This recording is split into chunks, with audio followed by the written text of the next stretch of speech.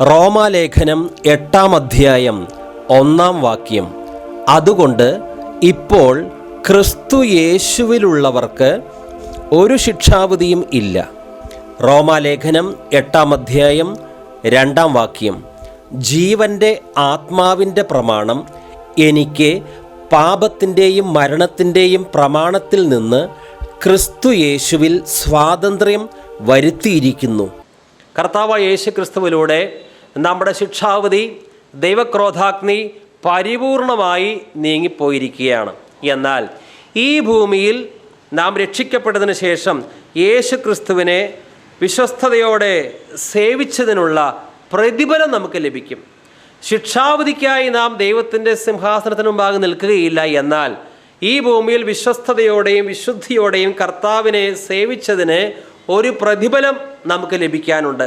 അത് വാങ്ങുവാൻ നമ്മളെല്ലാവരും യേശു ക്രിസ്തുവിൻ്റെ ന്യായാസനത്തിന് മുമ്പാകെ നിൽക്കാൻ പോകുന്നു. അത് ശിക്ഷാവിധിക്കായിട്ടല്ല, ഈ ഭൂമിയിൽ ക്രിസ്തുവിനെ എത്രമാത്രം വിശ്വസ്തയോടെ സേവിച്ചുവോ അതിനുള്ള പ്രതിഫലം നാം പ്രാപിക്കും. എന്നാൽ വിശ്വസ്തയോടെ സേവിച്ചിട്ടില്ല എങ്കിൽ കുറഞ്ഞ പ്രതിഫലമേ നമുക്ക് ലഭിക്കുകയുള്ളൂ. 2 കൊരിന്ത്യർ 5:10. അവനവൻ ശരീരത്തിലിരിക്കുമ്പോൾ ചെയ്തത് നല്ലതാകിലും തീയതാകിലും അതിന് തക്കവണ്ണം പ്രാപിക്കേണ്ടതിന് നാം എല്ലാവരും ക്രിസ്തുവിൻ്റെ ന്യായാസനത്തിൻ്റെ മുമ്പാകെ വെളിപ്പെടേണ്ടതാകുന്നു. റോമാലേഖനം 14:10 വാക്യം അതിൻ്റെ അവസാന ഭാഗം വായിക്കുന്നു. നാം എല്ലാവരും ദൈവത്തിൻ്റെ ന്യായാസനത്തിന് മുമ്പാകെ നിൽക്കേണ്ടി വരും. 1 കൊരിന്ത്യർ 4:5. ആകയാൽ കർത്താവ് വരുവോളം സമയത്തിന് മുൻപ് ഒന്നും വിധിക്കരുത്. അവൻ ഇരുട്ടിൽ മറഞ്ഞിരിക്കുന്നത് വെളിച്ചത്താക്കി ഹൃദയങ്ങളുടെ ആലോചനകളെ വെളിപ്പെടുത്തും. അന്ന് ഓരോരുത്തന് ദൈവത്തിങ്കൽ നിന്ന് പുകഴ്ച ലഭിക്കും. അതുകൊണ്ട് ഇന്ന് ഈ ഭൂമിയിൽ നാം ജീവിക്കുമ്പോൾ മനുഷ്യരിൽ നിന്ന് പുകഴ്ച ലഭിക്കുവാൻ ഒന്നും ചെയ്യരുത്. ദൈവത്തിങ്കൽ നിന്നാണ് അന്ന് പുകഴ്ച ലഭിക്കുക. നാം വിശ്വസ്തയോടെ കർത്താവിനെ സേവിച്ചിട്ടുണ്ടെങ്കിൽ അന്ന് പിതാവായ ദൈവത്തിൽ നിന്ന് പ്രതിഫലം ലഭിക്കും. എന്നാൽ നാം ഇവിടെ ചില സൂത്രവും ജാടയും കാണിച്ചിട്ടുണ്ടെങ്കിൽ നമ്മുടെ പ്രവൃത്തികൾക്കൊന്നും യാതൊരു പ്രതിഫലവും കിട്ടുകയില്ല. ഒരു വൈക്കോൽ കൂന കാണുമ്പോൾ എത്രമാത്രം വലുതാണ്, എന്നാൽ അത് കത്തിച്ചാൽ ഒരു പിടി ചാരമാണ്. എന്നാൽ 1 കിലോ സ്വർണം അത് തീയിലിട്ടാലും അത് 1 കിലോ തന്നെയാണ്. കാണുമ്പോൾ വൈക്കോൽ കൂന വളരെ വലുതാണ്, തീയിലൂടെ അതിനെ കടത്തിവിടുമ്പോൾ എന്തായി മാറി? അതാ പിടിച്ചാരം. 1 കൊരിന്ത്യർ 3-ാം അധ്യായം 11 തൊട്ട് 15 വരെയുള്ള വാക്യങ്ങൾ. യേശു ക്രിസ്തു എന്ന ഇട്ടിരിക്കുന്ന അടിസ്ഥാനമല്ലാതെ മറ്റൊന്നും ഇടുവാൻ ആർക്കും കഴിയുകയില്ല. ആ അടിസ്ഥാനത്തിന്മേൽ ആരെങ്കിലും പൊന്ന്, വെള്ളി, വിലയേറിയ കല്ല്, മരം, പുല്ല്, വൈക്കോൽ എന്നിവ പണിയുന്നുവെങ്കിൽ അവനവൻ്റെ പ്രവൃത്തി വെളിപ്പെട്ടു വരും. ആ ദിവസം അതിനെ വെളിവാക്കും. അത് തീയോടെ വെളിപ്പെട്ടു വരും. ഓരോരുത്തൻ്റെ പ്രവൃത്തി ഇന്നതെന്ന് തീ തന്നെ ശോധന ചെയ്യും. ഒരുത്തൻ പണിത പ്രവൃത്തി നിലനിൽക്കുമെങ്കിൽ അവന് പ്രതിഫലം കിട്ടും. ഒരുത്തൻ്റെ പ്രവൃത്തി വെന്തുപോകുന്നുവെങ്കിൽ അവന് ഛേദം വരും. താനോ രക്ഷിക്കപ്പെടും, എന്നാൽ തീയിൽ കൂടി എന്ന പോലെ അത്രേ. ഇത് വിശ്വാസികൾക്കുള്ള ആ പ്രതിഫലം ഭീതിക്കുന്ന അവസ്ഥയാണ്. താനോ രക്ഷിക്കപ്പെടും, അവൻ്റെ പ്രവൃത്തി വെന്തുപോയെങ്കിൽ അവന് ഛേദം വരും, അവന് പ്രതിഫലമൊന്നും ലഭിക്കുകയില്ല. അവൻ ഇവിടെ പലതും പ്രവർത്തിച്ചു, പക്ഷെ അത് മനുഷ്യർക്ക് വിളങ്ങേണ്ടതിനായിരുന്നു, ദൈവത്തെ സേവിക്കാനുള്ള നിർമ്മലമായ ആഗ്രഹത്തോടു കൂടെയല്ല. അതുകൊണ്ട് വൈക്കോൽ തീയിൽ കത്തിപ്പോകുന്നത് പോലെ അവൻ്റെ പ്രവൃത്തികളൊക്കെ ചാരമായി. അവൻ പ്രവർത്തിച്ചതിന് മറ്റുള്ളവർ ഭൂമിയിൽ അവനെ വല്ലാതെ അഭിനന്ദിച്ചു എന്ന് വരാം. വലിയ ദൈവഭക്തൻ, വലിയ വിശ്വാസി, പാസ്റ്റർ, ദേവദാസൻ എത്രമാത്രം പ്രവർത്തിച്ചു, ഓക്കെ. പക്ഷേ അന്ത്യദിനത്തിൽ ആ പ്രവൃത്തിയെ ദൈവം തീ ഉപയോഗിച്ച് ശോധന ചെയ്യും. ആ പ്രവൃത്തി വെന്തുപോയാൽ ഈ വ്യക്തിക്ക് ഛേദമാണ് വരുന്നത്. എങ്കിലും താൻ രക്ഷിക്കപ്പെടും. എന്താ കാരണം? അതുകൊണ്ട് ഇപ്പോൾ ക്രിസ്തു യേശുവിലുള്ളവർക്ക് യാതൊരു ശിക്ഷാവിധിയും ഇല്ല. പ്രിയമുള്ളവരെ, യേശു ക്രിസ്തുവിലുള്ളവർക്ക് യാതൊരു ശിക്ഷാവിധിയും ഇല്ല. നാം ഭാഗ്യവാന്മാരാണ്. ശിക്ഷാവിധിയിൽ നിന്ന് വിമുക്തി പ്രാപിച്ച എല്ലാവരും സൽപ്രവൃത്തികൾ ചെയ്യണം. അതിനു വേണ്ടി കൂടിയാണ് ശിക്ഷാവിധിയിൽ നിന്ന് നമുക്ക് മോചനം കർത്താവ് തന്നിരിക്കുന്നത്. ഇന്ന് രാത്രി ബെഡിലിരുന്നു കൊണ്ട് കർത്താവിനോട് ഇപ്രകാരം നമുക്ക് പറയാം: കർത്താവേ, ഞാൻ ശിക്ഷാവിധിയിൽ നിന്ന് പൂർണ്ണമായും വിമുക്തനായ വ്യക്തിയാണ്. ഇന്ന് രാത്രി ഞാൻ മരിക്കുകയാണ്, അങ്ങനെ ഒരു കാര്യം സംഭവിച്ചാൽ ഞാൻ ശിക്ഷാവധിയിലേക്കല്ല പോവുക, ഞാൻ അങ്ങയുടെ മടിയിലേക്കായിരിക്കും അങ്ങയോടൊത്ത് വിശ്രമിക്കുവാൻ വരിക. ഈ ഭാഗ്യപദവി അങ്ങെനിക്ക് തന്നതിനാൽ അങ്ങേക്ക് നന്ദി. എൻ്റെ കർമ്മങ്ങൾ കൊണ്ടല്ല, എൻ്റെ ആചാരങ്ങൾ കൊണ്ടല്ല, എൻ്റെ വിശുദ്ധ ജീവിതം കൊണ്ടല്ല, അങ്ങ് എൻ്റെ ശിക്ഷാവിധി ക്രൂശിൽ എടുത്തു മാറ്റിയത് കൊണ്ട് ഞാൻ അങ്ങേക്ക് നന്ദി പറയുന്നു. Praise the Lord, hallelujah. അങ്ങനെ രാത്രി നിങ്ങളൊന്ന് പറഞ്ഞ് പ്രാർത്ഥിക്കും. ഇനി ചില വാക്യങ്ങളൊന്ന് വായിക്കുക. ഒരാൾ ഏശയ്യ 45-ാം അധ്യായം 21 തൊട്ട് 22 വരെ. ഞാനല്ലാതെ വേറൊരു ദൈവമില്ല, ഞാനല്ലാതെ നീതിമാനായൊരു ദൈവം രക്ഷിതാവുമില്ല. സകല ഭൂവാസികളുമായുള്ളവരെ എങ്കിലേക്ക് തിരിഞ്ഞ് രക്ഷപ്പെടുവീൻ, ഞാനല്ലാതെ വേറൊരു ദൈവവും ഇല്ലല്ലോ. റോമാലേഖനം 11-6 വാക്യം. കൃപയാലെങ്കിൽ പ്രവൃത്തിയാലല്ല, അല്ലെങ്കിൽ കൃപ കൃപയല്ല. മർക്കോസ് 16-ാം അധ്യായം 15-16 വാക്യങ്ങൾ. പിന്നെ അവൻ അവരോട്, നിങ്ങൾ ലോകത്തിലൊക്കെയും പോയി സകല സൃഷ്ടിയോടും സുവിശേഷം പ്രസംഗിപ്പീൻ. വിശ്വസിക്കുകയും സ്നാനമേൽക്കുകയും ചെയ്യുന്നവൻ രക്ഷിക്കപ്പെടും, വിശ്വസിക്കാത്തവൻ ശിക്ഷാവിധിയിൽ അകപ്പെടും. എഫെസ്യർക്ക് എഴുതിയ ലേഖനം 2-ാം അധ്യായം 8-9 വാക്യങ്ങൾ. കൃപയാലല്ലോ നിങ്ങൾ വിശ്വാസം മൂലം രക്ഷിക്കപ്പെട്ടിരിക്കുന്നത്, അതിനും നിങ്ങൾ കാരണമല്ല, ദൈവത്തിൻ്റെ ദാനമത്രയാകുന്നു, ആരും പ്രശംസിക്കാതിരിക്കുന്ന പ്രവൃത്തികളും കാരണമല്ല. എബ്രായർക്ക് എഴുതിയ ലേഖനം 10-ാം അധ്യായം 10-ാം വാക്യം 17-18 വാക്യങ്ങൾ. ആ ഇഷ്ടത്തിൽ നാം യേശുക്രിസ്തു ഒരിക്കലായി കഴിച്ച ശരീരയാഗത്താൽ വിശുദ്ധീകരിക്കപ്പെട്ടിരിക്കുന്നു. 17-18. അവരുടെ പാപങ്ങളെയും അകൃത്യങ്ങളെയും ഞാൻ ഇനി ഓർക്കുകയില്ല എന്നരുളി ചെയ്യുന്നു. എന്നാൽ ഇവയുടെ മോചനമുള്ളിടത്ത് ഇനിമേൽ പാപങ്ങൾക്ക് വേണ്ടി ഒരു യാഗവും ആവശ്യമില്ല. അപ്പോസ്തല പ്രവൃത്തി 4-12 വാക്യം. മറ്റൊരുത്തന് രക്ഷയില്ല, നാം രക്ഷിക്കപ്പെടുവാൻ ആകാശത്തിന് കീഴിൽ മനുഷ്യരുടെ ഇടയിൽ നൽകപ്പെട്ട വേറൊരു നാമവും ഇല്ല. റോമർ 10-9. യേശുവിനെ കർത്താവ് എന്ന് വായിക്കൊണ്ട് പറയുകയും ദൈവം അവനെ മരിച്ചവരിൽ നിന്ന് ഉയർത്തെഴുന്നേൽപ്പിച്ചു എന്ന് ഹൃദയം കൊണ്ട് വിശ്വസിക്കുകയും ചെയ്താൽ നീ രക്ഷിക്കപ്പെടും. ആകാശത്തിൻ കീഴിൽ വേറൊരു നാമം. ദൈവത്തിൻ്റെ വചനം പഠിക്കുക എന്നുള്ളത് നമ്മൾ വിചാരിക്കുന്ന പോലെ അത്ര എളുപ്പമുള്ള കാര്യമല്ല. നമ്മുടെ ഭാഗത്ത് മനഃപൂർവ്വമായൊരു ശ്രമം ആവശ്യമാണ്. ലോകത്തിലേതെങ്കിലും കഥകളോ മറ്റേതെങ്കിലും ഗ്രഹിക്കാനായിട്ട് നമുക്കൊരു ബുദ്ധിമുട്ട് ഒരുപക്ഷെ ഉണ്ടായിരിക്കുകയില്ല. പക്ഷേ ദൈവത്തിൻ്റെ വചനം നമ്മുടെ ഹൃദയത്തിൽ പതിയണമെങ്കിൽ നമ്മുടെ ഭാഗത്ത് ഒരു മനഃപൂർവ്വമായ ശ്രമം ആവശ്യമാണ്.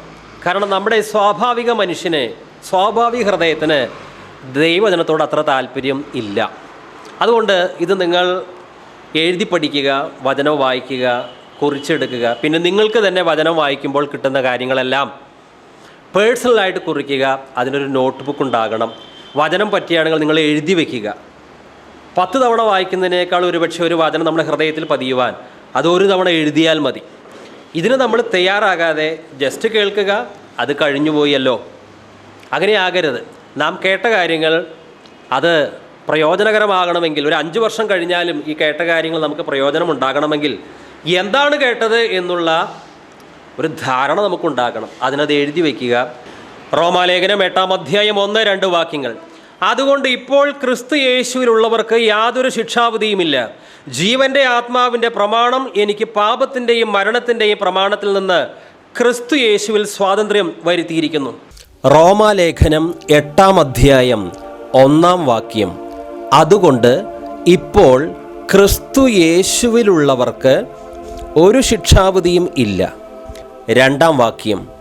ജീവൻ്റെ ആത്മാവിൻ്റെ പ്രമാണം എനിക്ക് പാപത്തിൻ്റെയും മരണത്തിൻ്റെയും പ്രമാണത്തിൽ നിന്ന് ക്രിസ്തു യേശുവിൽ സ്വാതന്ത്ര്യം വരുത്തിയിരിക്കുന്നു. അതുകൊണ്ട് ഇപ്പോൾ ക്രിസ്തു യേശുവിലുള്ളവർക്ക് യാതൊരു ശിക്ഷാവിധിയും ഇല്ല. ലോകത്തിലെ എല്ലാ മതങ്ങളും പഠിപ്പിക്കുന്നത് ശിക്ഷാവിധിയിൽ നിന്ന് മോചനം പ്രാപിച്ച് മോക്ഷം പ്രാപിക്കണമെങ്കിൽ ഓരോ വ്യക്തിയും ചില കർമ്മങ്ങൾ, ആചാരങ്ങൾ ചെയ്യണം. അതാണ് എല്ലാ മതവും പഠിപ്പിക്കുന്നത്. ബുദ്ധമതം പഠിപ്പിക്കുന്നത് മോക്ഷത്തിൽ പോകണമെങ്കിൽ 8 ഫോൾഡ് പാത്ത്, അഷ്ടാംഗമാർഗം, അത് പാലിച്ചാൽ മതി, അപ്പോൾ മോക്ഷം കിട്ടാം. ഹിന്ദുമതം പഠിപ്പിക്കുന്നത് നല്ല പ്രവൃത്തികൾ ചെയ്താൽ അടുത്ത ജന്മത്തിൽ നല്ല ജന്മം നമുക്ക് ലഭിക്കും. മോശമായ കർമ്മങ്ങൾ ചെയ്താലോ അടുത്ത ജന്മത്തിൽ ചീത്ത ജന്മവും കിട്ടും. മനുഷ്യൻ്റെ പ്രവൃത്തിയാണ് അവൻ്റെ ഭാവിയെ അവിടെ നിയന്ത്രിക്കുന്നത്. ഇസ്ലാം മതം പഠിപ്പിക്കുന്നത് മനുഷ്യന് സ്വർഗത്തിൽ പോകാൻ, മോക്ഷം പോകുവാൻ 5 തവണ നിസ്കരിക്കണം, സക്കാത്ത് കൊടുക്കണം, സൽപ്രവൃത്തികൾ ചെയ്യണം. കത്തോലിക്ക മതം പഠിപ്പിക്കുന്നത് കൂദാശകൾ ഭക്തിയോടെ ഒരുവൻ പാലിക്കണം.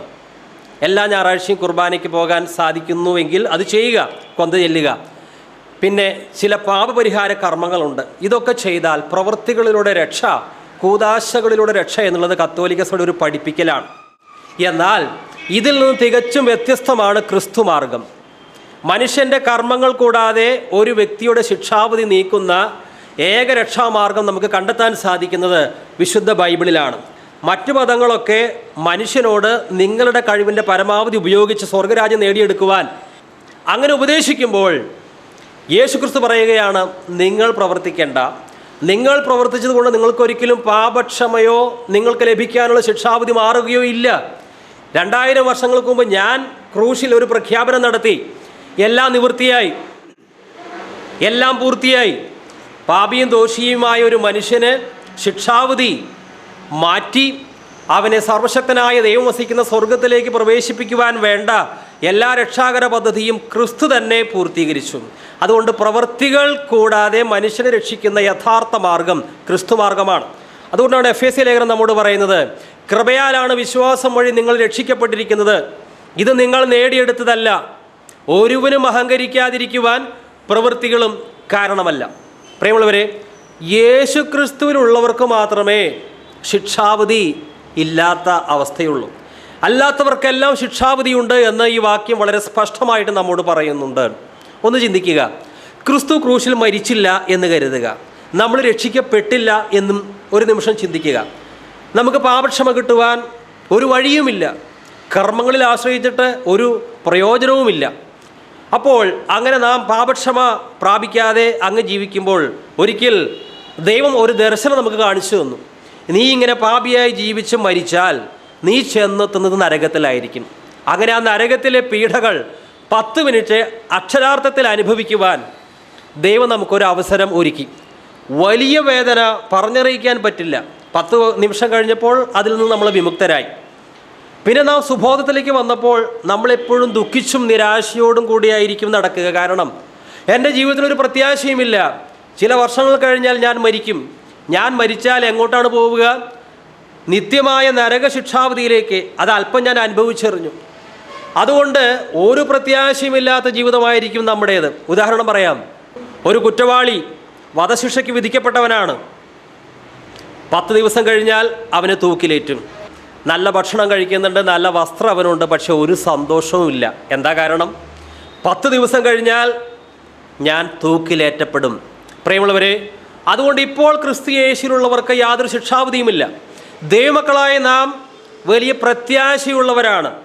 നമ്മെപ്പോലെ പ്രത്യാശ വേറെ ആർക്കുമില്ല. കാരണം എനിക്ക് ശിക്ഷാവിധിയില്ല. എൻ്റെ സകല പാപങ്ങൾക്കും ക്രിസ്തു പരിഹാരം വരുത്തി. എൻ്റെ കർമ്മങ്ങൾ കൂടാതെ ക്രിസ്തു എനിക്ക് സമ്പൂർണ്ണ വിമോചനം തന്നു. റോമാലേഖനം 8-ാം അധ്യായം 1-ാം വാക്യം. അതുകൊണ്ട് ഇപ്പോൾ ക്രിസ്തു യേശുവിലുള്ളവർക്ക് ഒരു ശിക്ഷാവിധിയും ഇല്ല. റോമാലേഖനം 8-ാം അധ്യായം 2-ാം വാക്യം. ജീവൻ്റെ ആത്മാവിൻ്റെ പ്രമാണം എനിക്ക് പാപത്തിൻ്റെയും മരണത്തിൻ്റെയും പ്രമാണത്തിൽ നിന്ന് ക്രിസ്തു യേശുവിൽ സ്വാതന്ത്ര്യം വരുത്തിയിരിക്കുന്നു.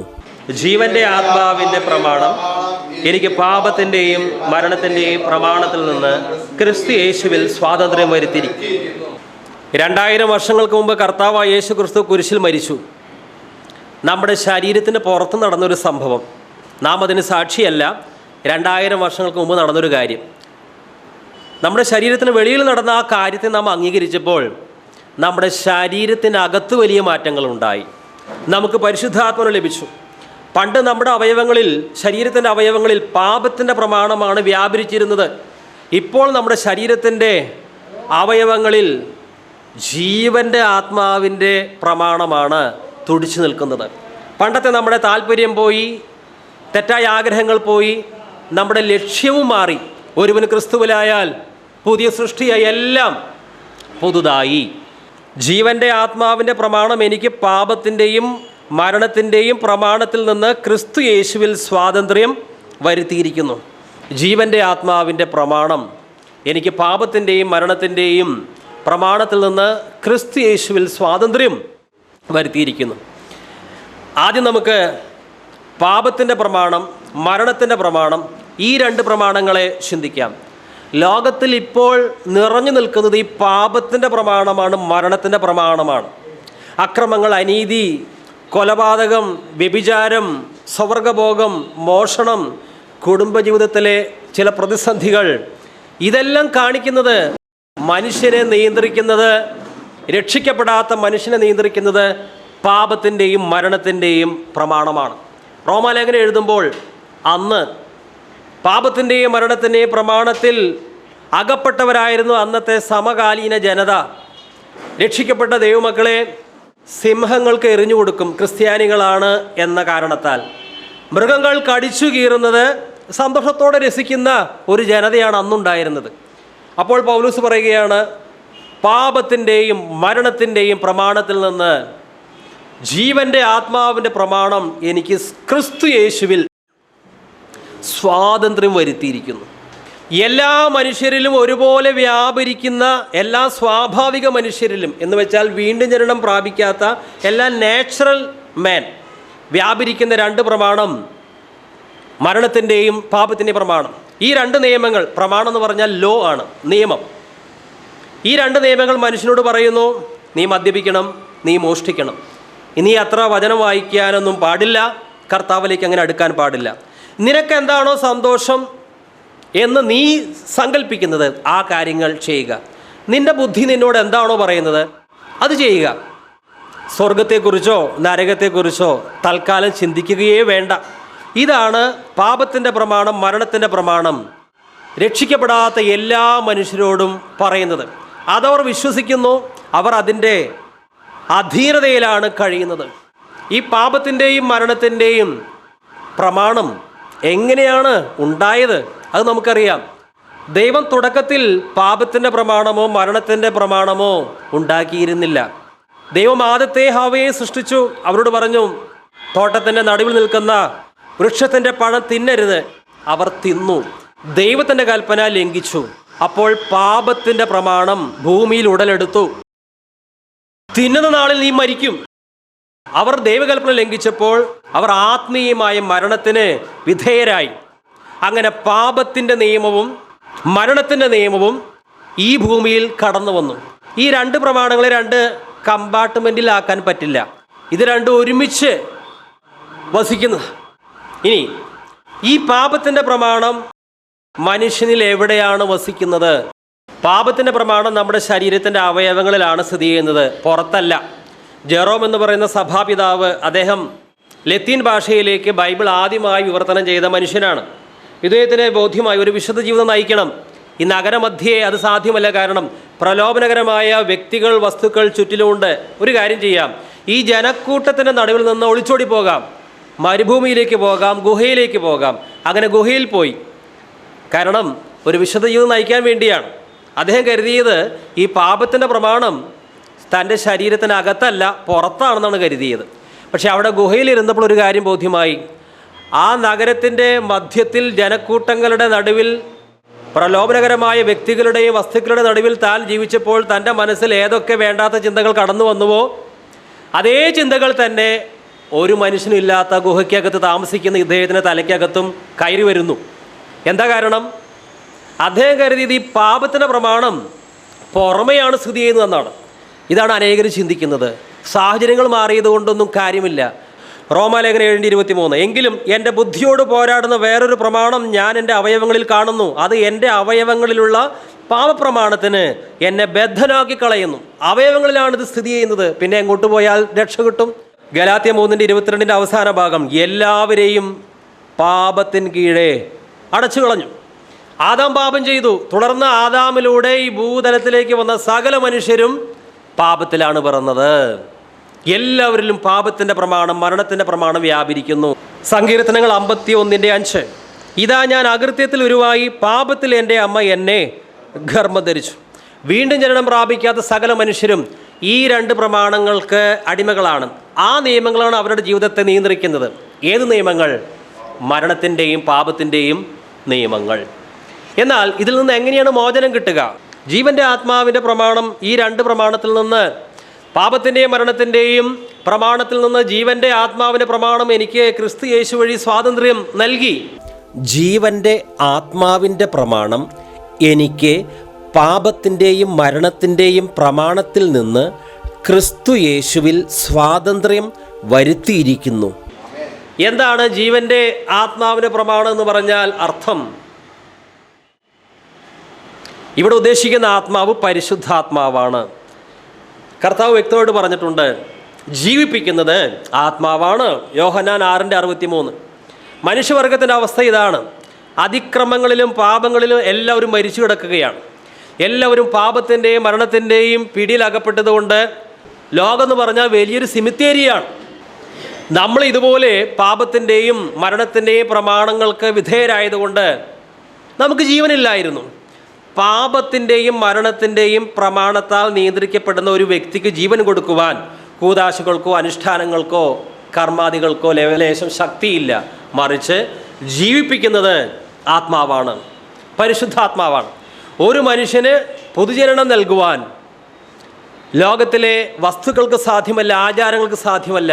പരിശുദ്ധാത്മാവ് തന്നെ ആ വ്യക്തിയിൽ കടന്നു വരണം. ജീവൻ്റെ ആത്മാവിൻ്റെ പ്രമാണം നമ്മുടെ പുറത്തല്ല, നമ്മുടെ ഉള്ളിലാണ്. നേരത്തെ നമ്മൾ വായിച്ചു, നമ്മൾ ചിന്തിച്ചു, പാപത്തിൻ്റെ പ്രമാണം ശരീരത്തിൻ്റെ അവയവങ്ങളിലാണ്. എന്നാൽ ഒരുവൻ ക്രിസ്തുവിൽ ആകുമ്പോൾ അവൻ്റെ ശരീരത്തിൻ്റെ അവയവങ്ങളിൽ പിന്നെ പരിശുദ്ധാത്മാവാണ് ഭരണം നടത്തുക. അതുകൊണ്ടുള്ള പ്രയോജനം എന്താണ്? നാം ഏത് പ്രലോഭനം നിറഞ്ഞ ചുറ്റുപാടുകളിലേക്ക് പോയാലും നമ്മൾ പാപം ചെയ്യില്ല. കാരണം പുറമെയല്ല പ്രമാണം, പിന്നെയോ ശരീരത്തിൻ്റെ അകത്താണ്. നിങ്ങൾ ജീവിക്കുന്ന ദൈവത്തിൻ്റെ മന്ദിരമാണ്. അതുകൊണ്ടൊരു യഥാർത്ഥ ക്രിസ്ത്യാനിക്ക്, ഈ സത്യം മനസ്സിലാക്കിയ ക്രിസ്ത്യാനിക്ക്, ജീവൻ്റെ ആത്മാവിൻ്റെ പ്രമാണത്താൽ നിയന്ത്രിക്കപ്പെടുന്ന ഒരു വിശ്വാസിക്ക് മറ്റുള്ളവർ എന്നെ പാപത്തിന് പ്രേരിപ്പിച്ചതുകൊണ്ടാണ് ഞാൻ പാപം ചെയ്തതെന്ന് പറയാൻ ഒട്ടും ന്യായമില്ല. കാരണം പുറമേ നിന്ന് ഒന്നും നമുക്ക് ദോഷം വരാനായിട്ടില്ല.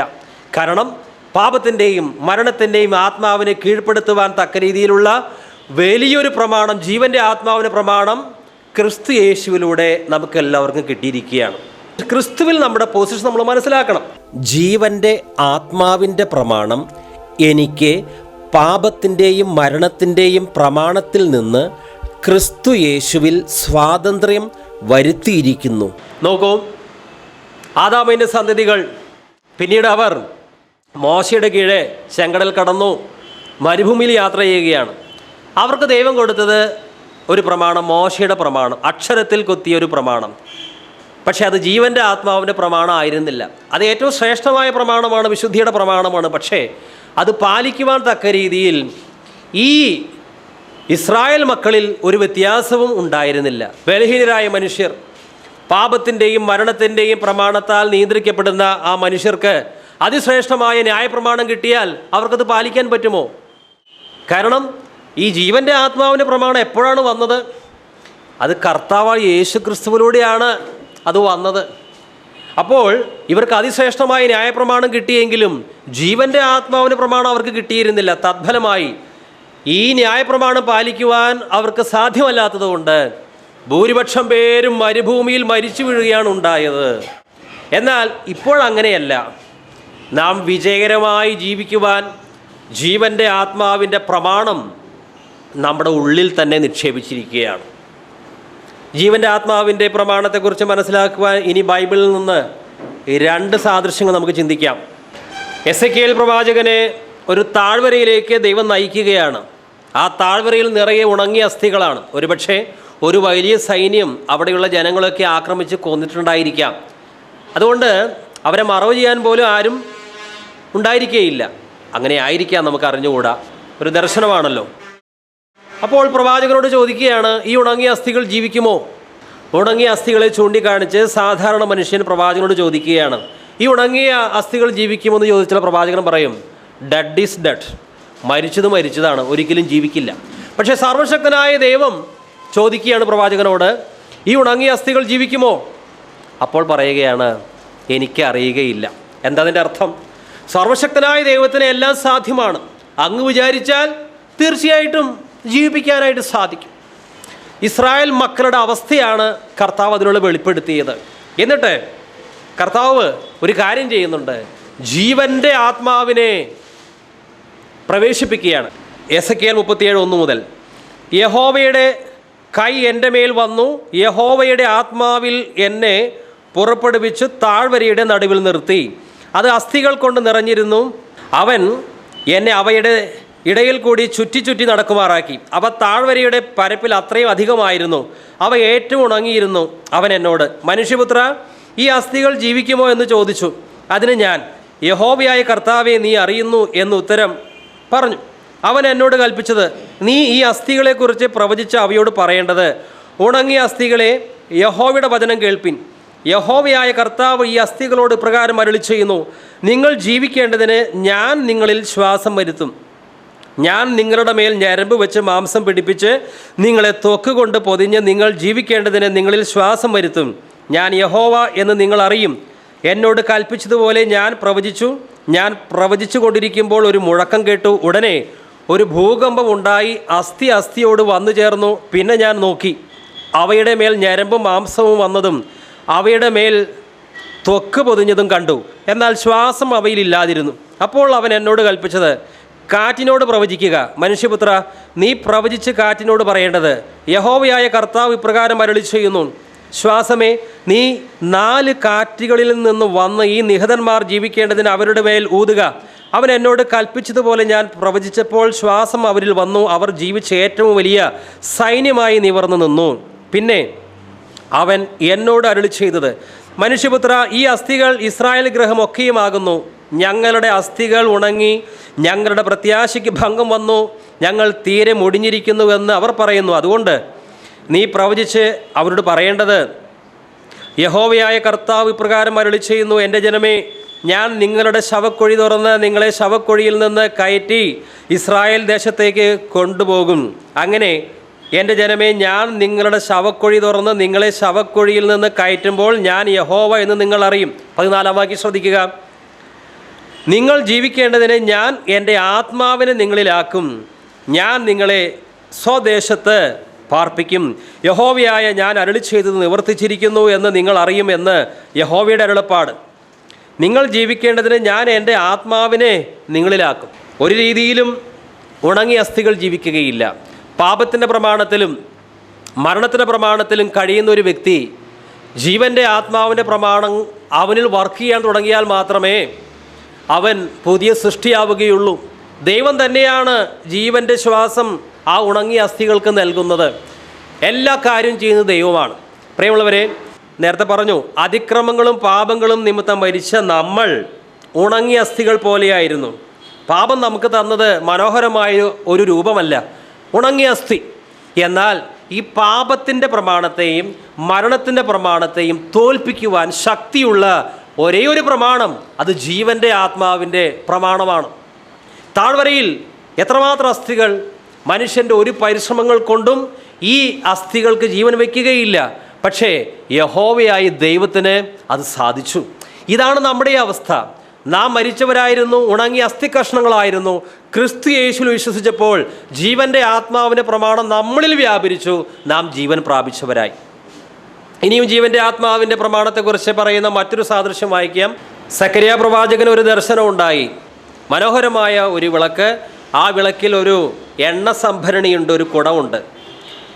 ഈ വിളക്ക് എപ്പോഴും കത്തിജ്വലിച്ച് നിൽക്കുകയാണ്, ഒരിക്കലും കെടുകയില്ല. കാരണം ഈ വിളക്കിന് വേണ്ട എണ്ണ ലഭിക്കുന്നത് തൊട്ടടുത്ത് വശങ്ങളിൽ നിൽക്കുന്ന 2 ഒലിവ് മരത്തിൽ നിന്നാണ്. ഒലിവ് മരത്തിൽ നിന്ന് നേരിട്ട് ഈ വിളക്കിലേക്ക് എണ്ണ ലഭിക്കുന്നത് കൊണ്ട് എപ്പോഴും അത് കത്തിക്കൊണ്ടിരിക്കും ആ വിളക്ക്. അതാണ് ദർശനത്തിൽ കണ്ട വിളക്കിൻ്റെ പ്രത്യേകത. ഇത് ജീവൻ്റെ ആത്മാവിൻ്റെ പ്രമാണവുമായി ബന്ധപ്പെട്ടതാണ്. ലോകത്തിൽ മറ്റെല്ലാ മനുഷ്യരും, രക്ഷിക്കപ്പെടാത്ത മനുഷ്യർ, വക്രതയും കോട്ടവുമുള്ള ഈ തലമുറ, അതിലാണ് നമ്മൾ ജീവിക്കുന്നത്.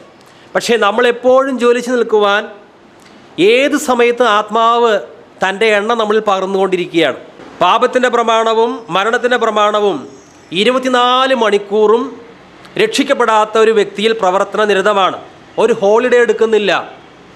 30 ദിവസം ഉണ്ടെങ്കിൽ 30 ദിവസവും സജീവമായി പ്രവർത്തിക്കുകയാണ് രക്ഷിക്കപ്പെടാത്തവരിൽ പാപത്തിൻ്റെയും മരണത്തിൻ്റെയും പ്രമാണം. അതുകൊണ്ടാണ് ഇത്രമാത്രം കുടുംബത്തിൽ പ്രശ്നം, സമൂഹത്തിലെ പ്രശ്നം, അക്രമങ്ങൾ, കൊലപാതകങ്ങൾ വർദ്ധിച്ചു വരുന്ന ജയിലുകളൊക്കെ കാണിക്കുന്നത് മനുഷ്യൻ ഈ പ്രമാണത്താൽ 24 മണിക്കൂറും സ്വാധീനിക്കപ്പെടുന്നു. മോശമായ കാര്യങ്ങൾ കാണുക, ഈ പ്രമാണമാണ് മനുഷ്യനെ നിയന്ത്രിക്കുന്നത്.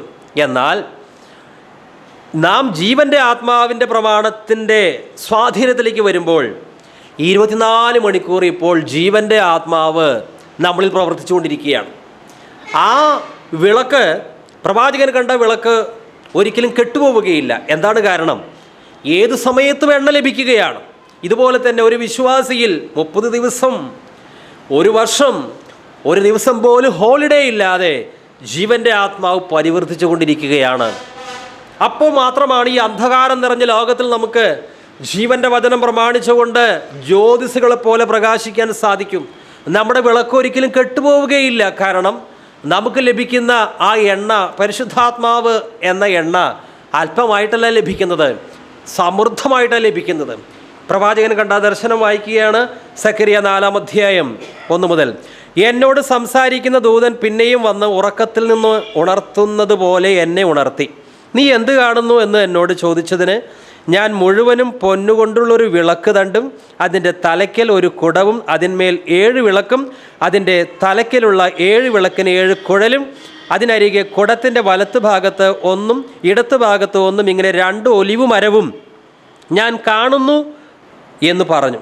എന്നോട് സംസാരിക്കുന്ന ദൂതനോട് ഞാൻ, യജമാനനെ ഇതെന്താകുന്നു എന്ന് ചോദിച്ചു. എന്നോട് സംസാരിക്കുന്ന ദൂതൻ എന്നോട്, ഇതെന്താകുന്നു എന്ന് നീ അറിയുന്നില്ലയോ എന്ന് ചോദിച്ചതിന്, ഇല്ല യജമാനനെ എന്ന് ഞാൻ ഉത്തരം പറഞ്ഞു. അവൻ എന്നോട് ഉത്തരം പറഞ്ഞത്, സെരുബാബേലിനോടുള്ള യഹോവയുടെ അരുളപ്പാട് ഇതാകുന്നു, സൈന്യത്താലല്ല ശക്തിയാലുമല്ല എൻ്റെ ആത്മാവിനാലത്രേ എന്ന് സൈന്യങ്ങളുടെ യഹോവ അരുളി ചെയ്യുന്നു. ഇനി ഈ വിളക്കിന് എങ്ങനെ എണ്ണ ലഭിക്കുന്നുവെന്ന് താഴെയുള്ള വാക്യങ്ങളിൽ എഴുതിയിട്ടുണ്ട്. ഇപ്പോൾ അത് വായിക്കുന്നില്ല. ഓക്കെ, അപ്പോൾ എങ്ങനെയാണ് ഇത് സാധിക്കുന്നത്? എങ്ങനെ നമുക്ക് ഒരു വിശുദ്ധ ജീവിതം നയിക്കാൻ സാധിക്കും? സൈന്യത്താലല്ല, ശക്തിയാലല്ല, ദൈവത്തിൻ്റെ ആത്മാവിനാലാണ്. വക്രതയും കോട്ടവുമുള്ള തലമുറയിൽ എല്ലാവരും നുണ പറയുന്നു, വേണ്ടാത്ത പല കാര്യങ്ങൾ ചെയ്യുന്നു. എങ്ങനെ നാം അതിനാൽ സ്വാധീനിക്കപ്പെടാതെ ഒരു വിശുദ്ധ ജീവിതം എങ്ങനെ നമുക്ക് നയിക്കാൻ സാധിക്കും? സൈന്യത്താലല്ല, കായിക ബലത്താലല്ല, ആൾസ്വാധീനത്താലല്ല, പാരമ്പര്യത്തിൽ ആശ്രയിക്കുന്നത് കൊണ്ടല്ല, ദൈവത്തിൻ്റെ ആത്മാവിനാൽ തന്നെ. ദൈവാത്മാവിൻ്റെ പ്രമാണം, ജീവിപ്പിക്കുന്ന ആത്മാവിൻ്റെ പ്രമാണത്തിൻ്റെ കീഴിലാണ് നമ്മൾ ഇപ്പോൾ സ്ഥിതി ചെയ്യുന്നത്. റോമാലേഖനം 8-ാം അധ്യായം 1-ാം വാക്യം. അതുകൊണ്ട് ഇപ്പോൾ ക്രിസ്തു യേശുവിലുള്ളവർക്ക് ഒരു ശിക്ഷാവിധിയും ഇല്ല. 2-ാം വാക്യം. ജീവൻ്റെ ആത്മാവിൻ്റെ പ്രമാണം എനിക്ക് പാപത്തിൻ്റെയും മരണത്തിൻ്റെയും പ്രമാണത്തിൽ നിന്ന് ക്രിസ്തു യേശുവിൽ സ്വാതന്ത്ര്യം വരുത്തിയിരിക്കുന്നു. പാപത്തിൻ്റെയും മരണത്തിൻ്റെയും പ്രമാണത്തിൽ നിന്ന് എന്നെ വിമോചിപ്പിക്കുവാൻ ജീവൻ്റെ ആത്മാവിൻ്റെ പ്രമാണത്തിന് മാത്രമേ ശക്തിയുള്ളൂ. എൻ്റെ ഇച്ഛാശക്തി കൊണ്ടുപോലും അത് സാധ്യമല്ല. ദൈവം മോശയ്ക്ക് പ്രമാണം കൊടുത്തു, അത് കൽപ്പലകകളിൽ എഴുതി. എന്നാൽ ജീവൻ്റെ ആത്മാവിൻ്റെ പ്രമാണം എവിടെയാണ് എഴുതുന്നത്? നമ്മുടെ ഹൃദയത്തിനകത്താണ് എഴുതുന്നത്. പ്രിയമുള്ളവരെ, ഈ ജീവൻ്റെ ആത്മാവ് നമ്മളിൽ പ്രവർത്തന നിരതമാണ്. അത് യാഥാർത്ഥ്യം. എന്തിനു വേണ്ടി പ്രവർത്തിക്കുന്നു? നമ്മെ ക്രിസ്തുവിൻ്റെ സ്വഭാവത്തോട് താദാത്മ്യപ്പെടുത്താൻ വേണ്ടിയാണ് ഈ ജീവൻ്റെ ആത്മാവ് നമ്മളിൽ 24 മണിക്കൂറും 365 ദിവസവും പ്രവർത്തന നിരതമായിക്കൊണ്ടിരിക്കുന്നത്. ഒരു മനുഷ്യൻ നല്ല ഭക്ഷണം കഴിക്കുന്നു, നല്ല രീതിയിൽ വ്യായാമം ചെയ്യുന്നു, അയാൾക്ക് മറ്റുള്ളവരിൽ നിന്ന് വ്യത്യസ്തമായ ഒരു ശരീരഘടന ഉണ്ടാകും. ഒരു മനുഷ്യൻ ധാരാളം ചിന്തോദ്ദീപകമായ പുസ്തകങ്ങൾ വായിക്കുന്നു, അപ്പോൾ അദ്ദേഹത്തിന് മറ്റുള്ള വ്യക്തികളിൽ നിന്ന് വ്യത്യസ്തമായ ബുദ്ധിശക്തി ഉണ്ടാകുന്നു. അങ്ങനെയാണെങ്കിൽ ജീവൻ്റെ ആത്മാവിൻ്റെ പ്രമാണത്താൽ സ്വാധീനിക്കപ്പെടുന്ന നമുക്ക് എത്ര ഉന്നതമായ ഉയർന്നൊരു ജീവിതം വേണം. പ്രിയമുള്ളവരെ, ജീവൻ്റെ ആത്മാവ് നമ്മൾ വ്യാപരിപ്പിക്കുന്നതിൻ്റെ ഒരു പ്രധാനപ്പെട്ട ഉദ്ദേശം ഇനി ഒരിക്കലും പാപത്തിന് അടിമയാകാൻ പാടില്ല. പരിശുദ്ധാത്മാവിനെയാണ് ജീവൻ്റെ ആത്മാവ് എന്ന് പറയുന്നത്. ഈ പരിശുദ്ധാത്മാവ് എവിടെ നിന്ന് വന്നു? പെന്തക്കോസ്ത് നാളിൽ കർത്താവ് പറഞ്ഞതുപോലെ പരിശുദ്ധാത്മശക്തിക്കായി കാത്തിരുന്നു. വലിയ മുഴക്കമുണ്ടായി. പരിശുദ്ധാത്മാവ് വന്നു. അന്യഭാഷകളിൽ അവർ സംസാരിക്കാൻ തുടങ്ങി. ആത്മാവ് പിളർന്ന നാവെന്ന രൂപത്തിൽ അവരിൽ ഇറങ്ങി വന്നു.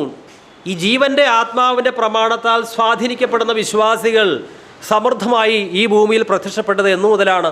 പെന്തക്കോസ്ത് നാളിലാണ്.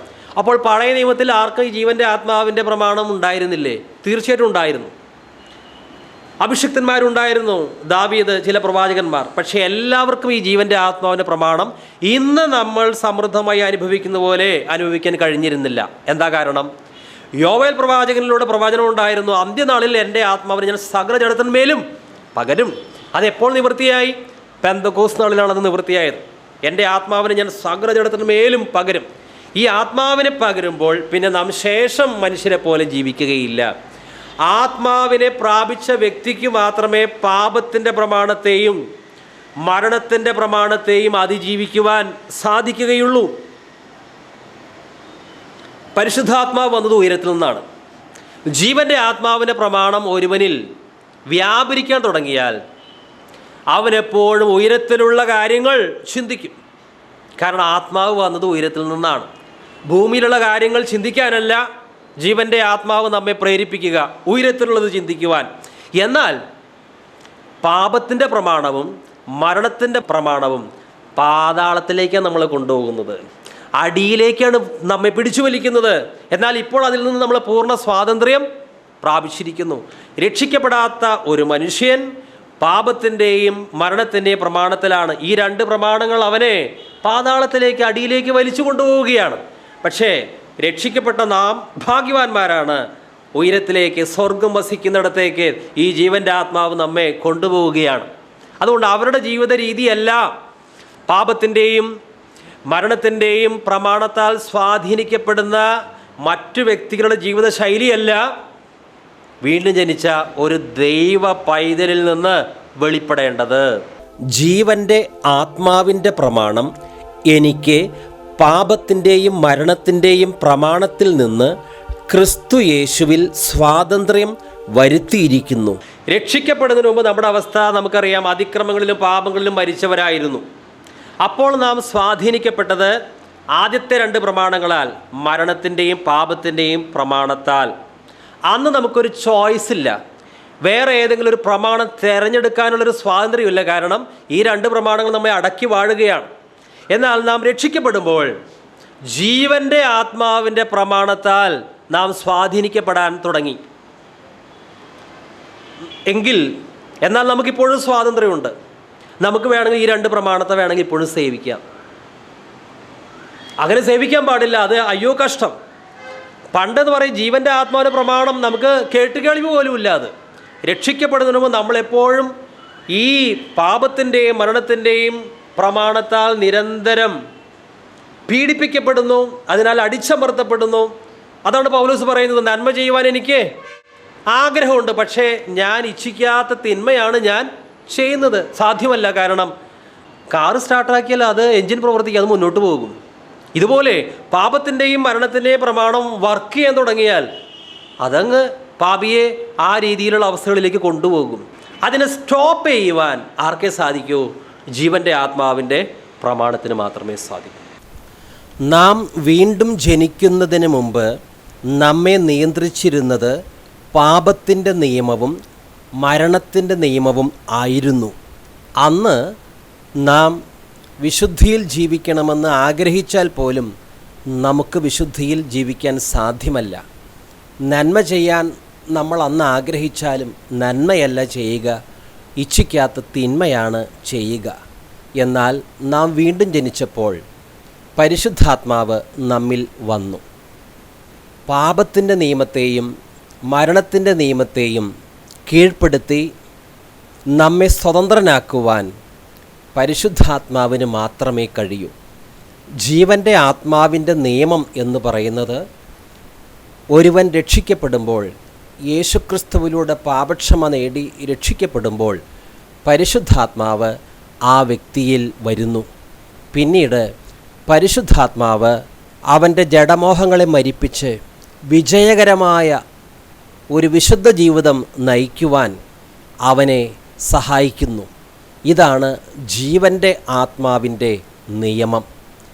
ഈ ജീവൻ്റെ ആത്മാവിൻ്റെ നിയമത്തിന് കീഴിൽ നമ്മൾ നിലനിൽക്കുകയാണ് എങ്കിൽ ഒരിക്കലും നമ്മുടെ മേൽ പാപത്തിൻ്റെ നിയമത്തിനും മരണത്തിൻ്റെ നിയമത്തിനും അധികാരം ഉണ്ടായിരിക്കുകയില്ല.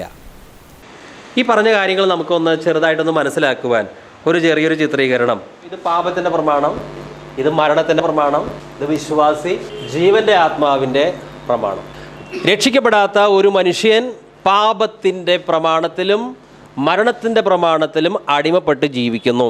ഇവനൊരിക്കലും ദൈവത്തിന് പ്രസാദകരമായ കാര്യങ്ങൾ ചിന്തിക്കുവാൻ സാധ്യമല്ല. അതിക്രമങ്ങളിൽ മരിച്ച് കിടക്കുകയാണ്. ഇവ രണ്ടുപേരും പരസ്പരം ഒന്നിച്ചാണ് യാത്ര ചെയ്യുക. ഇവരെ വേർപിരിക്കാൻ സാധ്യമല്ല. ആദം പാപം ചെയ്തു, തുടർന്ന് അവൻ ആത്മീയ മരണത്തിന് വിധേയനായി. മനുഷ്യനോട് പറയുകയാണ് പാപത്തിൻ്റെ പ്രമാണവും മരണത്തിൻ്റെ പ്രമാണവും. നീ മദ്യപിക്കൂ, നീ ഭാര്യ ഉപദ്രവിക്കൂ, നീ മോഷ്ടിക്കൂ. ഇത് പറയുമ്പോൾ ഒരു രക്ഷിക്കപ്പെടാത്ത മനുഷ്യൻ അതനുസരിച്ചേ പറ്റൂ. കാരണം അവനൊരു ഓപ്ഷനില്ല. ഈ രണ്ട് പ്രമാണത്തിൽ നിന്ന് വിടുവിക്കുവാൻ മാനുഷികമായ ശക്തിക്കോ ആചാരങ്ങൾക്കോ സ്വന്തം ബുദ്ധിയിൽ ഉദിക്കുന്ന ആശയങ്ങൾക്കോ സാധ്യമല്ല. ക്രിസ്തുവിൽ ആശ്രയിക്കുമ്പോൾ മാത്രമാണ് ഈ അവസ്ഥയിൽ നിന്ന് വിമോചനം ലഭിക്കുക. ഇതാണ് പാപത്തിൻ്റെയും മരണത്തിൻ്റെയും പ്രമാണം. ഈ രണ്ട് പ്രമാണങ്ങളാൽ സ്വാധീനിക്കപ്പെടുന്ന വ്യക്തി ഒടുവിൽ ശിക്ഷാവധിയിലേക്കാണ് പോവുക. എന്നാൽ ഒരുവൻ സുവിശേഷം കേട്ടു, കർത്താവായ യേശുവിനെ രക്ഷിതാവായിട്ട് സ്വീകരിച്ചു. യേശുവിനെ രക്ഷിതാവായിട്ട് സ്വീകരിച്ചപ്പോൾ ഈ വിശ്വാസിയിൽ പരിശുദ്ധാത്മാവ് വന്നു. ഈ പരിശുദ്ധാത്മാവിനാൽ നിയന്ത്രിക്കപ്പെടുന്ന ജീവിതത്തെയാണ് ജീവൻ്റെ ആത്മാവിൻ്റെ പ്രമാണം. പ്രമാണം എന്ന് പറഞ്ഞാൽ ലോ എന്നാണ് അർത്ഥം. യേശു ക്രിസ്തുവിനെ സ്വീകരിക്കുമ്പോൾ മാത്രമാണ് ഒരു വിശ്വാസിയിൽ ജീവൻ്റെ ആത്മാവിൻ്റെ പ്രമാണം പ്രവർത്തിക്കാൻ തുടങ്ങുക.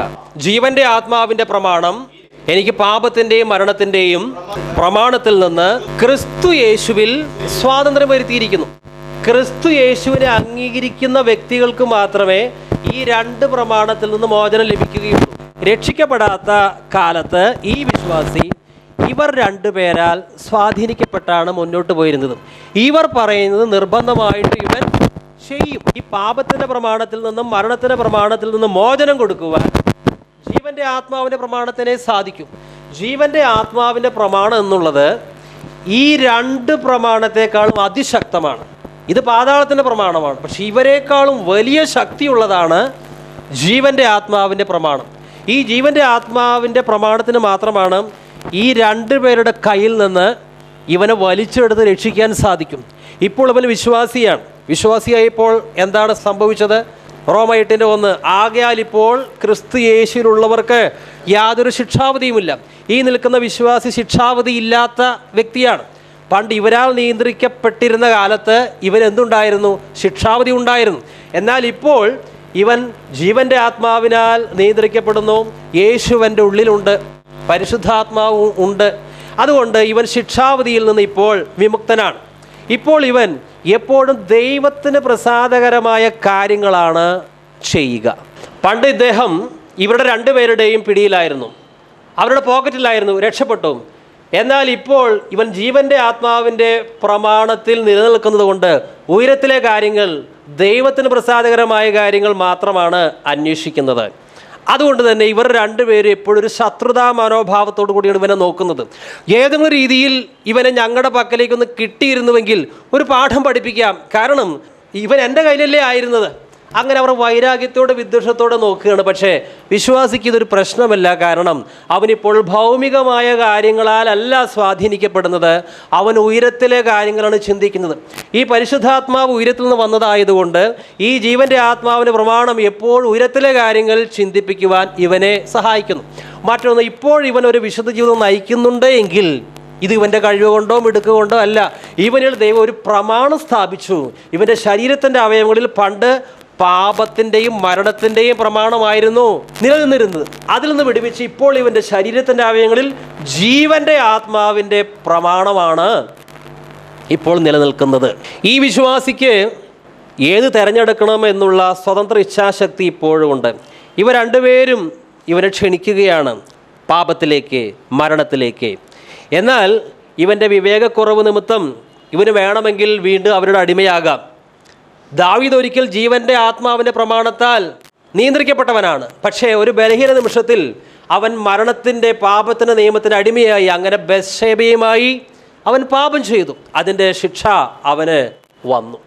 എന്നാൽ ഇത്രയും ശ്രേഷ്ഠമായ പദവി ഉള്ളൊരു വിശ്വാസി വീണ്ടും പാപത്തിൻ്റെയും മരണത്തിൻ്റെയും പ്രമാണത്തിലേക്ക് സ്വമനസാൽ പോയാൽ അവൻ്റെ അവസ്ഥ ആദ്യത്തേതിനേക്കാളും കഷ്ടമാണ്. അതുകൊണ്ടാണ് ഇതേ അധ്യായത്തിൽ 8-ാം അധ്യായത്തിൽ തന്നെ താഴെ പറയുന്നത്, ജഡത്തിൻ്റെ പ്രവൃത്തികൾ ചെയ്താൽ മരിക്കും നിശ്ചയം.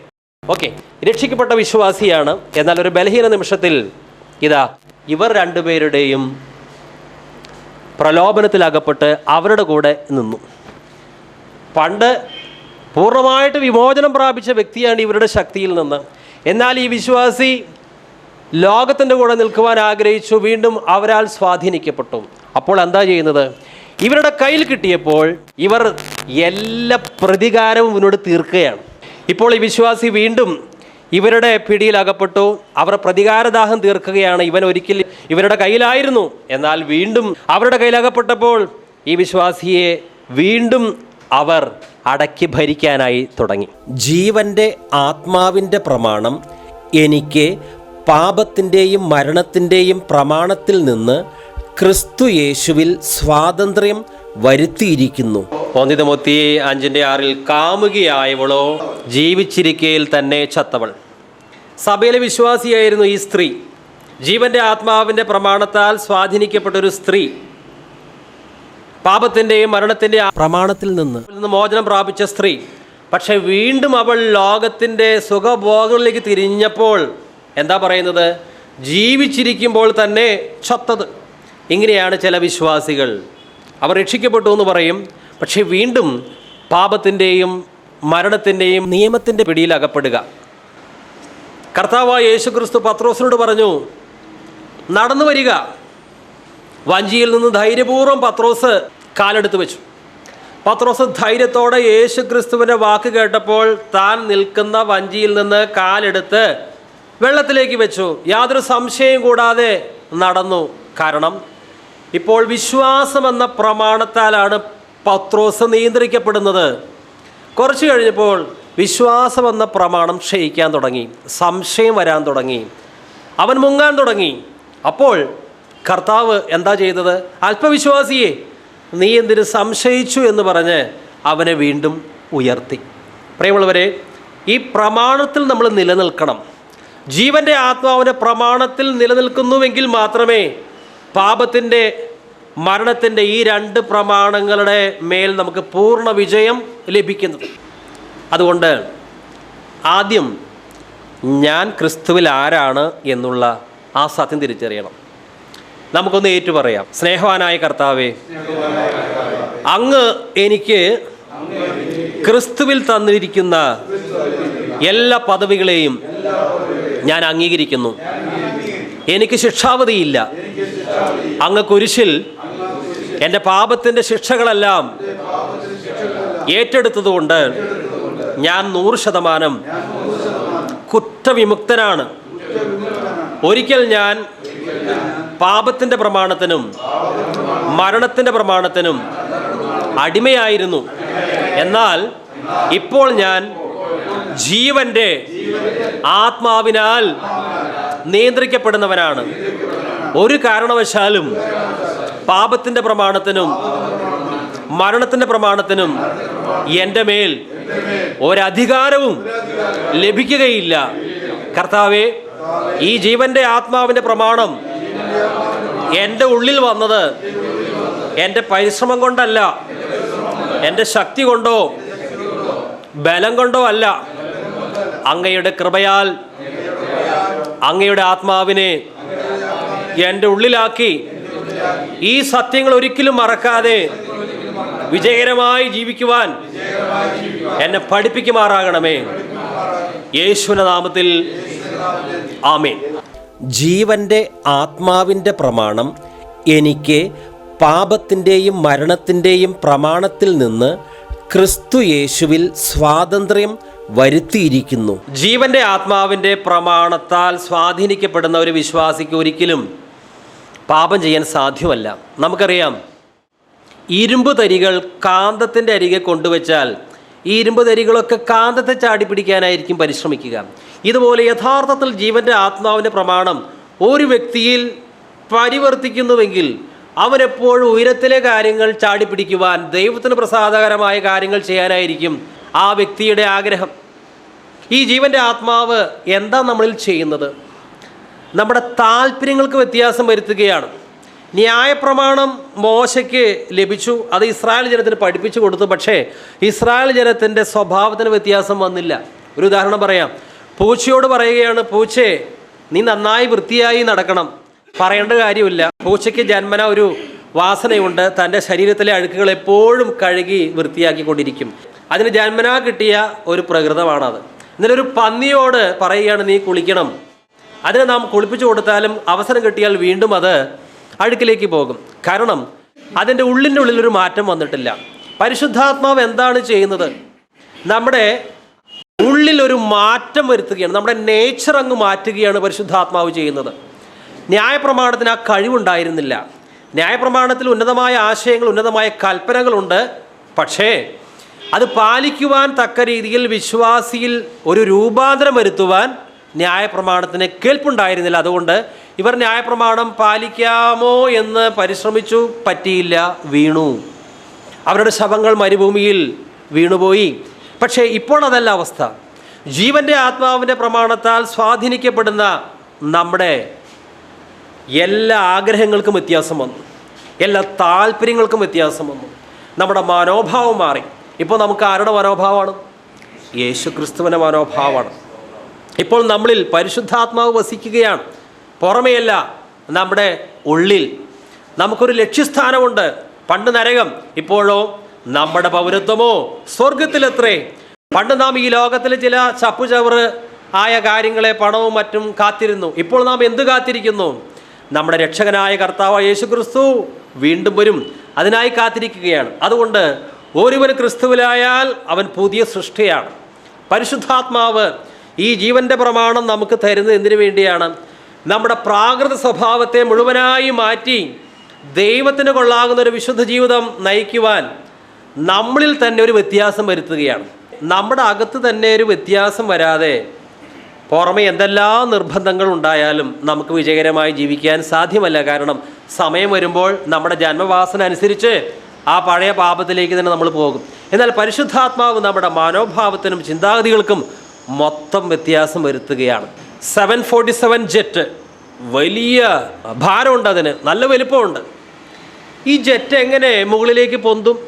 ഭൂമി എല്ലാ വസ്തുക്കളെയും താഴേക്ക് പിടിച്ചു വലിക്കും. ഭൂഗുരുത്വാകർഷണ ബലം ഉള്ളതുകൊണ്ട് എല്ലാറ്റിനെയും ഭൂമി അതിൻ്റെ കേന്ദ്രത്തിലേക്ക് വലിക്കും. എന്നാൽ ആ ഭൂഗുരുത്വാകർഷണ ബലത്തെ അതിജീവിക്കുന്ന ഒരു പ്രമാണം ഈ ജെറ്റിലുണ്ട്. അതിനെ എയറോഡൈനാമിക്സ് എന്ന് പറയും. അതിൽ പ്രത്യേക ഇന്ധനവും ഒക്കെ അങ്ങ് നിറയ്ക്കുകയാണെങ്കിൽ ഈ ഭൂഗുരുത്വാകർഷണ ബലത്തെ അതിലംഘിച്ചുകൊണ്ട് അതിന് മുന്നോട്ട് കുതിക്കുവാൻ സാധിക്കും. അതിൽ ഒരു പ്രത്യേക പ്രമാണമാണ്. ഈ ഭൂമിയെ, അതിലെ സമസ്ത വസ്തുക്കളെയും തന്നിലേക്ക് പിടിച്ച് ആകർഷിക്കുകയാണ്. അതൊരു പ്രമാണമാണ് ഭൂഗുരുത്വാകർഷണ ബലം. പക്ഷേ മറ്റൊരു പ്രമാണമാണ് ജെറ്റിലുള്ളത്, എല്ലാ വിമാനങ്ങളിലും ഉള്ളത്. ഇതാണ് വിശ്വാസി. നമ്മളിൽ സാധാരണ മനുഷ്യർക്കില്ലാത്ത മറ്റൊരു പ്രമാണമുണ്ട്. അതുകൊണ്ട് സാധാരണ മനുഷ്യർ പാപത്തിൽ കിടക്കുമ്പോൾ നമ്മൾ അവിടെ കിടക്കേണ്ടവരല്ല. കാരണം അവർക്കില്ലാത്ത മറ്റൊരു പ്രമാണത്താൽ സ്വാധീനിക്കപ്പെടുന്നവരാണ് നാം. അതുകൊണ്ട് അവർക്ക് അത്ഭുതം തോന്നണം. ഞങ്ങളൊക്കെ ഈ സാഹചര്യത്തിലായിരുന്നുവെങ്കിൽ എന്തെങ്കിലും കുസൃതികൾ ചെയ്തേനെ, എന്തെങ്കിലും നുണയോ എന്തെങ്കിലും അഡ്ജസ്റ്റ്മെൻറ്റൊക്കെ ഞങ്ങൾ ഈ സാഹചര്യത്തിൽ ചെയ്തേനെ. പക്ഷെ നിങ്ങൾ എന്തുകൊണ്ട് ചെയ്യുന്നില്ല? കാരണമുണ്ട്, നാം ജീവൻ്റെ ആത്മാവിൻ്റെ പ്രമാണത്താൽ നിയന്ത്രിക്കപ്പെടുന്നവരാണ്. ഇനിയൊരു കാര്യം, പൈലറ്റ് വിമാനം ഓടിച്ചുകൊണ്ടിരിക്കുകയാണ്. ഇപ്പോൾ ഭൂഗുരുത്വാകർഷണ ബലം യാതൊരു ദോഷവും പ്ലെയിന് ചെയ്യുന്നില്ല. അതിനേക്കാൾ ശക്തമായൊരു പ്രമാണമാണ് വിമാനത്തെ നിയന്ത്രിക്കുന്നത്. പക്ഷേ പൈലറ്റ് ചിന്തിക്കുകയാണ്, ഞാൻ ഈ വിമാനത്തിൻ്റെ എൻജിൻ ഓഫാക്കട്ടെ. അദ്ദേഹം ഓഫാക്കി. പറന്നുകൊണ്ടിരിക്കുന്ന വിമാനത്തിൻ്റെ എൻജിൻ ഓഫാക്കിയാൽ ഒരു കല്ലിൻ കഷ്ണം താഴെ വീഴുന്നത് പോലെ അത് താഴെ വീഴും. പ്രിയമുള്ളവരെ, ജീവൻ്റെ പ്രമാണത്തിൽ നിന്ന് നമ്മളെ വ്യതിചലിക്കുവാൻ ബാഹ്യമായ ഒരു ശക്തിക്കും സാധ്യമല്ല. നമുക്ക് വേണമെങ്കിൽ മനഃപൂർവ്വമായി ഈ ജീവൻ്റെ പ്രമാണത്തിൽ നിന്ന് ഒളിച്ചോടാം. ദേമാസ് ലോകത്തെ സ്നേഹിച്ചു, പൗലോസിനെ വിട്ടുപോയി. അത് നമ്മൾ സംഭവിക്കരുത്. പാപത്തിൻ്റെയും മരണത്തിൻ്റെയും പ്രമാണത്തിൽ നിന്ന് എന്നെ ക്രിസ്തു യേശുവിൽ സ്വാതന്ത്ര്യം വരുത്തിയിരിക്കുന്നു. ക്രിസ്തു യേശുവിലാണ് സ്വാതന്ത്ര്യമുള്ളത്. ക്രിസ്തു യേശുവിനെ കൂടാതെ ഒരാൾക്ക് ജീവൻ്റെ പ്രമാണം സ്വന്തമാക്കാൻ സാധിക്കുകയില്ല. ജീവൻ്റെ ആത്മാവിൻ്റെ പ്രമാണം എനിക്ക് പാപത്തിൻ്റെയും മരണത്തിൻ്റെയും പ്രമാണത്തിൽ നിന്ന് ക്രിസ്തു യേശുവിൽ സ്വാതന്ത്ര്യം വരുത്തിയിരിക്കുന്നു. നോക്കൂ, വിമാനത്തിൽ ഒരു വ്യക്തി യാത്ര ചെയ്യുകയാണ്. ഭൂഗുരുത്വാകർഷണ ബലം ഈ വ്യക്തിക്ക് ഒരു ദോഷവും ചെയ്യുന്നില്ല. എന്താ കാരണം? വിമാനം തന്നെ ഇപ്പോൾ ഭൂഗുരുത്വാകർഷണ ബലത്തേക്കാളും വലിയ മറ്റൊരു നിയമത്താൽ സ്വാധീനിക്കപ്പെട്ടിരിക്കുന്നത് കൊണ്ട് വിമാനം പോകുന്നതനുസരിച്ച് ഈ വിശ്വാസിയും പോവുകയാണ്. അതായത് ക്രിസ്തു യേശു എന്ന വിമാനത്തിനുള്ളിൽ കയറിയവർക്ക് മാത്രമേ ഈ ജീവൻ്റെ ആത്മാവിൻ്റെ പ്രമാണം കൊണ്ടുള്ള പ്രയോജനം കിട്ടൂ. അല്ലാത്തവർക്ക് സാധ്യമല്ല. വക്രതയും കോട്ടവും ഉള്ള തലമുറയുടെ നടുവിലാണ് നമ്മൾ ജീവിക്കുന്നത്. എന്നാൽ ഇതിൻ്റെ നടുവിലാണ് നമ്മളൊരു വിശുദ്ധ ജീവിതം നയിക്കേണ്ടത്. വിശുദ്ധ ജീവിതം ഒരു നിസാര കാര്യമല്ല. വിശുദ്ധ ജീവിതം എന്നുള്ളത് ഒരു സൂപ്പർ നാച്ചുറൽ ലൈഫാണ്. സാധാരണ നമ്മുടെ ജഡത്തിന് തെറ്റ് ചെയ്യാൻ മാത്രമേ ആഗ്രഹമുള്ളൂ. എന്നിൽ എന്ന് വെച്ചാൽ എൻ്റെ ജഡത്തിൽ യാതൊരു നന്മയും വസിക്കുന്നില്ല. എന്നാൽ നമുക്കൊരു സൂപ്പർ നാച്ചുറൽ ലൈഫ്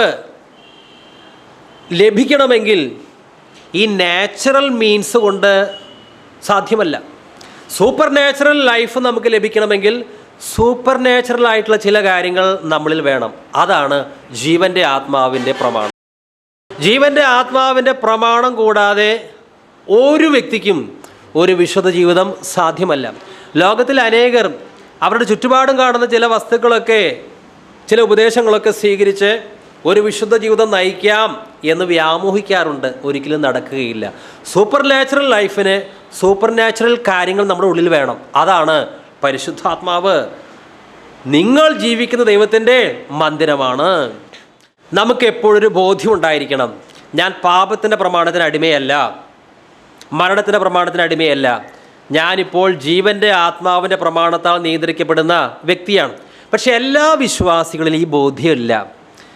എല്ലാവർക്കും ഈ തിരിച്ചറിവ് കിട്ടിയിട്ടില്ല. ഇതെല്ലാം വ്യക്തമായി ബൈബിളിൽ ഉള്ളതാണ് എങ്കിലും എല്ലാവർക്കും അത് മനസ്സിലാക്കാൻ എന്തുകൊണ്ടോ കഴിഞ്ഞിട്ടില്ല. ഒരു കൊച്ചു കഥ പറയാം. ഒരു മനുഷ്യൻ കാട്ടിലേക്ക് പോയി വേട്ടയാടാനോ മറ്റോ. അപ്പോൾ ഒരു കഴുകൻ കുഞ്ഞിനെ കിട്ടി. കഴുകൻ കുഞ്ഞിനെ ഇദ്ദേഹം തൻ്റെ വീട്ടിലേക്ക് കൊണ്ടുവന്നു. ഇദ്ദേഹത്തിനാണെങ്കിൽ കോഴി വളർത്തുന്ന ഒരു ഫാമുണ്ട്, കുറേ കോഴിക്കുട്ടികളുണ്ട്. ഈ കഴുകൻ കുഞ്ഞിനെ ഈ കോഴിക്കുഞ്ഞുങ്ങളുടെ കൂട്ടത്തിൽ ഇട്ട് വളർത്താൻ തുടങ്ങി. കോഴിക്കുഞ്ഞുങ്ങളുടെ അതേ ജീവിതശൈലി ഈ കഴുകൻ കുഞ്ഞും പഠിച്ചു. ചിക്കി ശകയും അങ്ങനെയാണ്. മറ്റൊന്നും അറിയില്ല കഴുകൻ കുഞ്ഞിന്. കുറേ നാളുകൾ കഴിഞ്ഞപ്പോൾ ഒരു പക്ഷിശാസ്ത്രജ്ഞൻ ആ ഫാമിലേക്ക് വന്നു. അപ്പോഴിതാ കോഴിക്കുഞ്ഞുങ്ങളുടെ കൂട്ടത്തിൽ ഒരു കഴുകൻ കുഞ്ഞ് കോഴിക്കുഞ്ഞുങ്ങൾ ചികയുന്നത് പോലെ ചികഞ്ഞ് അങ്ങ് പോവുകയാണ്. ഈ കഴുകൻ കുഞ്ഞിനെ പക്ഷിശാസ്ത്രജ്ഞൻ പിടിച്ചു. പറഞ്ഞു, നീ കോഴിക്കുഞ്ഞല്ല, നീ കഴുകൻ കുഞ്ഞാണ്, നിനക്ക് പറക്കാൻ സാധിക്കും.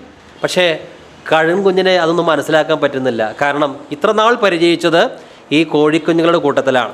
അപ്പോൾ ഇദ്ദേഹം ഈ കഴുകൻ കുഞ്ഞിനെ ഒരു മതിലിൻ്റെ മീതെ വെച്ചു. പക്ഷേ പേടിച്ചിട്ട് വീണ്ടും കോഴിക്കുഞ്ഞുങ്ങളുടെ കൂട്ടത്തിലേക്ക് തന്നെ ഈ കഴുകൻ കുഞ്ഞ് ചാടി. ഇദ്ദേഹം വീണ്ടും ഈ കഴുകൻ കുഞ്ഞിനെ വലിയൊരു മലയുടെ മുകളിലേക്ക് കൊണ്ടുപോയി ഈ കഴുകൻ കുഞ്ഞിനെ ഉയരത്തിലേക്ക് എറിഞ്ഞു. അത് വളരെ പേടി അതിന് തോന്നിയെങ്കിലും ചിറക് വിരിച്ച് പറക്കാൻ തുടങ്ങി. അപ്പോഴാണ് കഴുകൻ കുഞ്ഞിനൊരു കാര്യം ബോധ്യമായത്, ഞാൻ ഇനി മണ്ണിൽ ചെയ്യേണ്ട കാര്യമില്ല, ഞാൻ കോഴിക്കുഞ്ഞല്ല, ഞാൻ കഴുകൻ കുഞ്ഞാണ്. ആകാശങ്ങളിലേക്ക് ഉയരങ്ങളിലേക്ക് പറന്നു പോകാൻ തുടങ്ങി. പ്രിയമുള്ളവരെ, അനേകർക്ക് ഈ സത്യം തിരിച്ചറിയാൻ കഴിഞ്ഞിട്ടില്ല. അവർ ചർച്ചിൽ പോകുന്നുണ്ടാകും, വീണ്ടും പാപത്തിനടിമായി ജീവിക്കുന്നു, കോഴിക്കുഞ്ഞുങ്ങളുടെ കൂട്ടത്തിൽ ചികയുന്നു. ഈ ബോധ്യം ഉണ്ടായിരിക്കണം, എന്നെ ക്രിസ്തു സമ്പൂർണ്ണമായി വ്യത്യാസം വരുത്തിയിരിക്കുകയാണ്. എനിക്കൊരു വിശുദ്ധ ജീവിതം സാധ്യമാണ്. എനിക്കിനി പാപത്തിൻ്റെ പ്രമാണം, മരണത്തിൻ്റെ പ്രമാണം, അതിൻ്റെ അടിമത്തത്തിൽ കിടക്കേണ്ട കാര്യമില്ല. എനിക്കെപ്പോഴും ഉയരത്തിൽ പറക്കാൻ സാധിക്കും. കാരണം അത്തരത്തിലുള്ളൊരു സംവിധാനമാണ് ദൈവം എന്നിൽ നിക്ഷേപിച്ചിരിക്കുന്നത്.